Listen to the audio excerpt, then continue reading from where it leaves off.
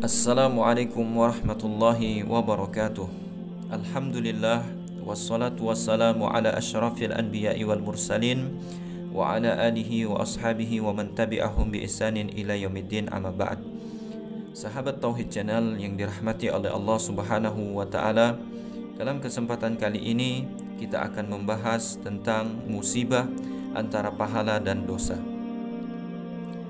Sesungguhnya musibah dan bencana merupakan bagian dari takdir Allah yang maha bijaksana. Allah Subhanahu wa taala berfirman, "Ma asaba min musibatin illa biidznillah, wa man yu'min billahi yahdi qalbah, wallahu bikulli syai'in alim." Tidaklah menimpa suatu musibah kecuali dengan izin Allah.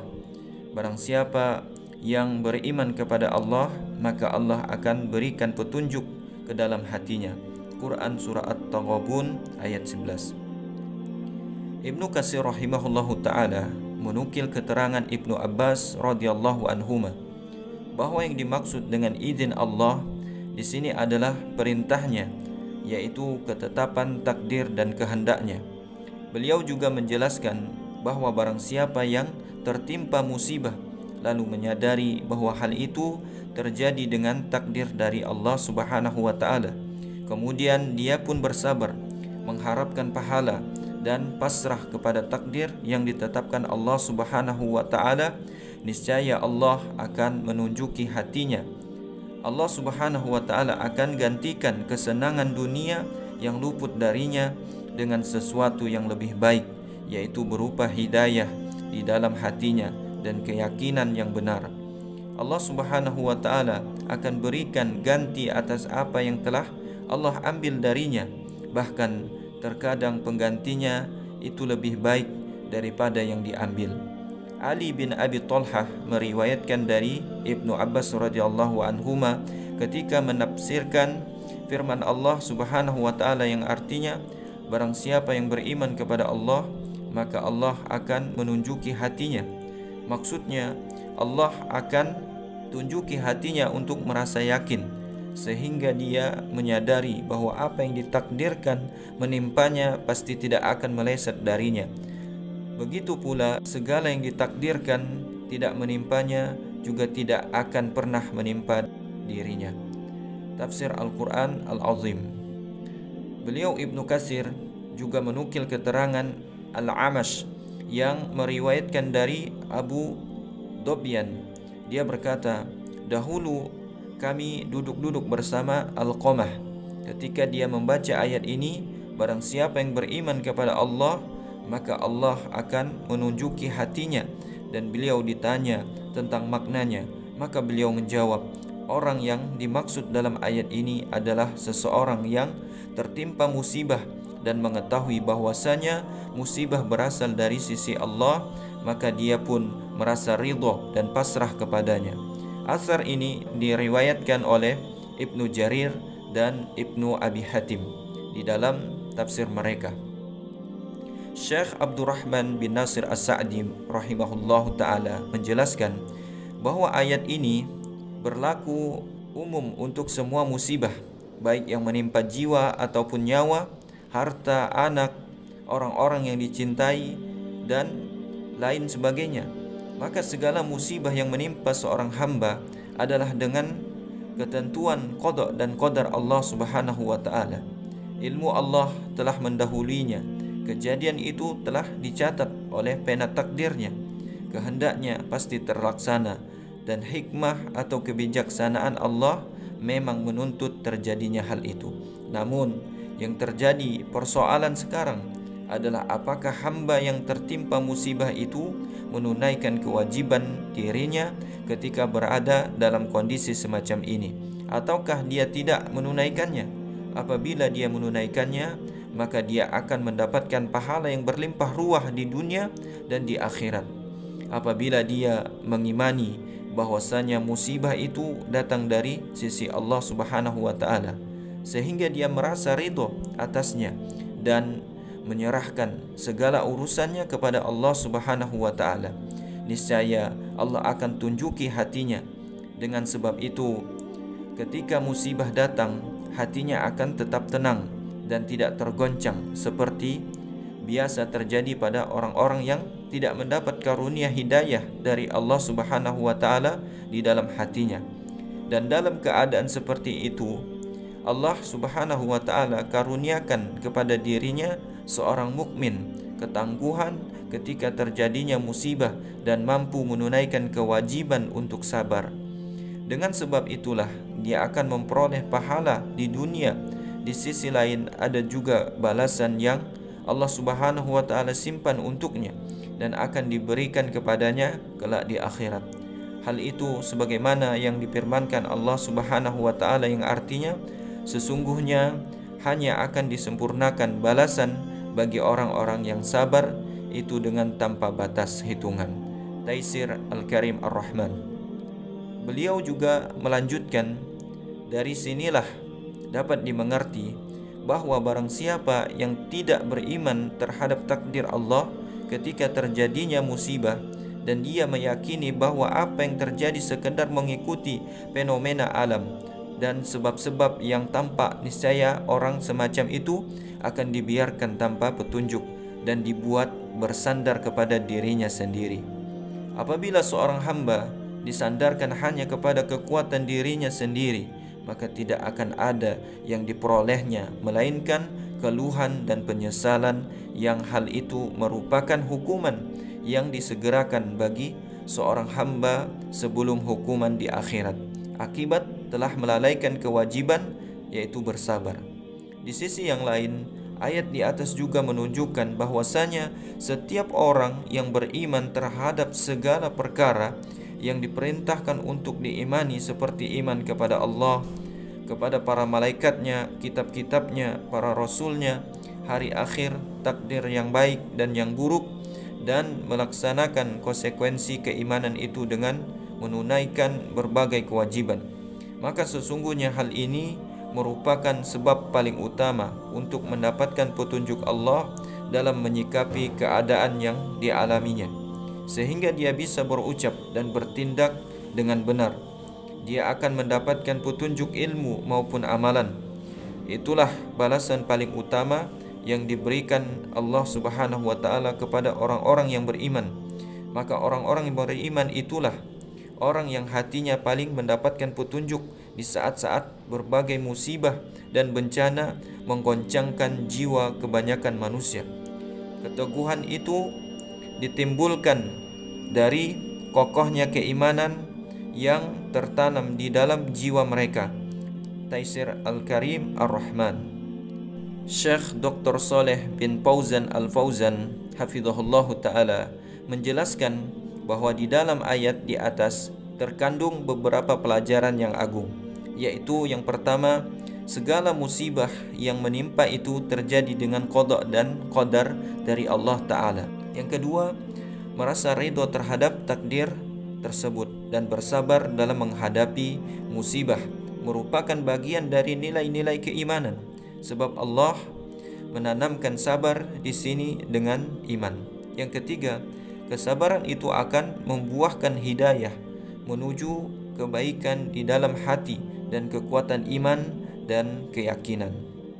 Adapun sabar dan pengertiannya, diriwayatkan bahwa Ali bin Abi Thalib radhiyallahu anhu mengatakan, "As-sabru minal iman bimanzilatir ra'si minal jasadi, fa idza dhahaba as-sabru dhahabal iman."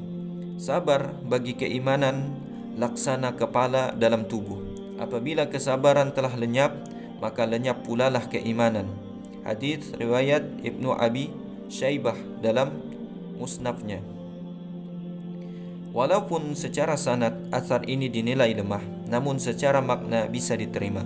Hal itu dikarenakan cakupan sabar yang sedemikian luas dalam agama Islam. Ia mencakup sikap seorang hamba dalam menghadapi berbagai perintah dan larangan serta berbagai keadaan yang dialami oleh manusia di dalam kehidupannya, di saat senang maupun susah. Untuk itu, marilah kita cermati pengertian sabar agar jelas bagi kita bahwa hidup tanpa kesabaran pada akhirnya akan menyeret manusia dalam jurang kekafiran.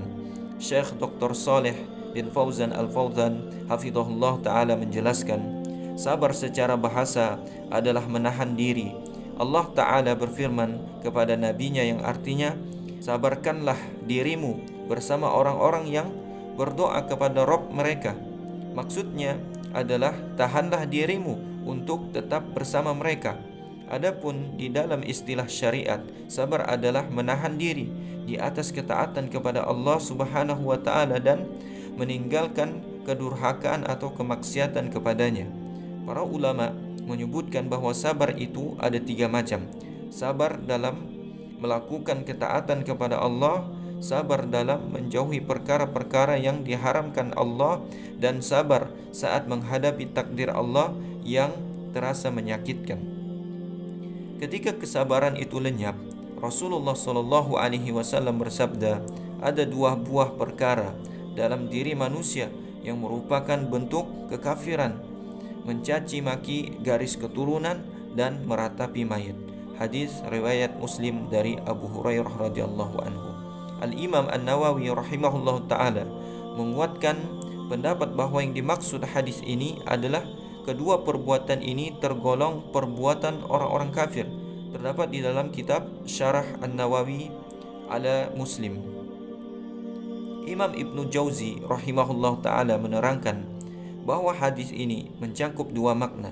Yang pertama, yang dimaksud kufur di sini adalah kufur nikmat, tidak sampai mengeluarkan dari agama.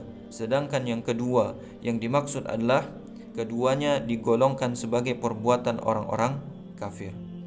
Di antara pelajaran berharga yang bisa kita petik dari hadis ini, yang pertama adalah diharamkannya mencaci maki garis keturunan dan meratapi mayit. Yang kedua, isyarat yang menunjukkan bahwasanya kedua perbuatan ini akan tetap muncul di dalam umat ini. Yang ketiga, bisa jadi di dalam diri seseorang terdapat sifat atau ciri kekafiran, namun dia tidak bisa dicap sebagai orang kafir semata-mata karena hal itu. Yang keempat, Islam melarang segala sesuatu yang mengarah kepada perpecahan. Adapun hikmah di balik musibah, tidaklah kita diragukan barang sedikit pun bahwa Allah Subhanahu wa taala adalah zat yang maha bijaksana. Tidak sedikit pun Allah Subhanahu wa taala menganiaya hambanya. Allah Subhanahu wa taala berfirman yang artinya, benar-benar kami akan uji kalian dengan sedikit rasa takut, kelaparan, serta kekurangan harta, lenyapnya nyawa, dan sedikitnya buah-buahan. Dan berikanlah kabar gembira bagi orang-orang yang sabar, yaitu orang-orang yang apabila tertimpa musibah, mereka mengatakan, sesungguhnya kami ini adalah milik Allah dan kami juga akan kembali kepadanya. Mereka itulah orang-orang yang mendapatkan pujian dari Rabb mereka dan curahan rahmat, dan mereka itulah orang-orang yang diberikan petunjuk. Quran Surah Al-Baqarah ayat 155 sampai 157. Rasulullah Shallallahu Alaihi Wasallam bersabda, apabila Allah menghendaki hambanya mendapatkan kebaikan, maka Allah segerakan baginya hukuman di dunia, dan apabila Allah Subhanahu wa taala menghendaki keburukan untuknya, maka Allah Subhanahu wa taala akan menahan hukumannya sampai akan disempurnakan balasannya kelak di hari kiamat. Hadis riwayat Muslim. Jadi di dalam hadis yang agung ini, Rasulullah Shallallahu Alaihi Wasallam memberitakan bahwa ada kalanya Allah Subhanahu wa taala memberikan musibah kepada hambanya yang beriman dalam rangka membersihkan dirinya dari kotoran-kotoran dosa yang pernah dilakukan selama hidup. Hal itu supaya nantinya ketika dia berjumpa dengan Allah Subhanahu wa taala di akhirat, maka beban yang dibawanya semakin bertambah ringan.